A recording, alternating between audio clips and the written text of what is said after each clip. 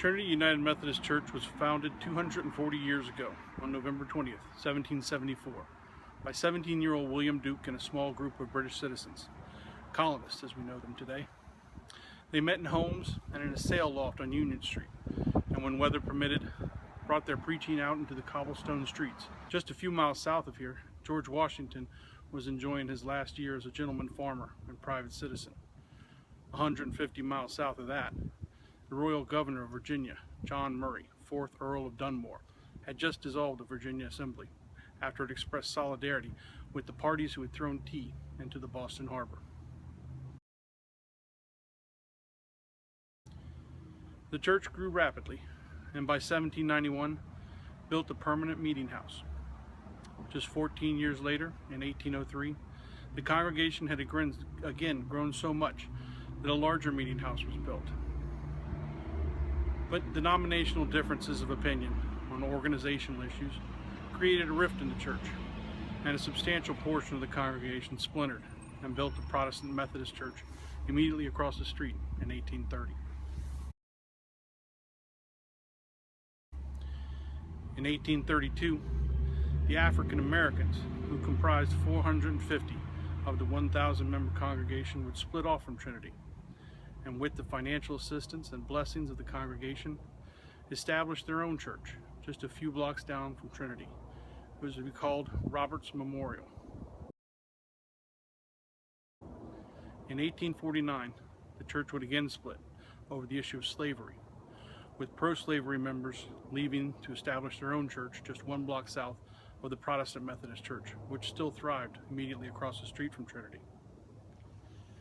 The Civil War came in 1861, and Trinity's long support of abolition cost the church dearly, as the vast majority of congregants left Trinity for the pro-slavery Washington Street Church that had been established just down the block. At that time, Trinity dwindled to fewer than 20 souls when the conference called on them to close the Church of the North, as it had come to be called after the war.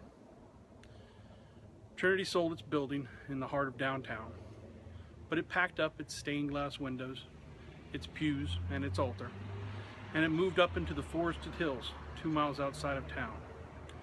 The Church of the Woods would flourish here, and as the years passed, plots were cleared, and the woods gave way to houses that sprang up around the church.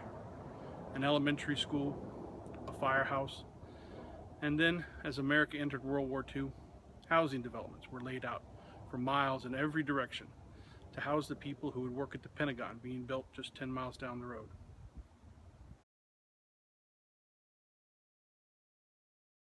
And the community grew, serving young families, soldiers, scientists, the clerks and workers who had migrated from 1,000 miles away to find fitting work in a booming wartime capital.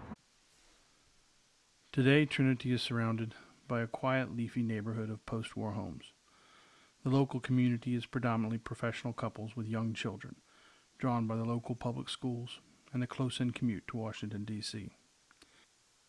There is also plenty of wealth within an easy walk of the church. And just down the hill is a large blue-collar Salvadoran community. 8 other churches and synagogues within a 2-mile radius also serve these residents, each with a distinct feel to their community. Trinity considers its defining characteristic to be a spirit of welcome.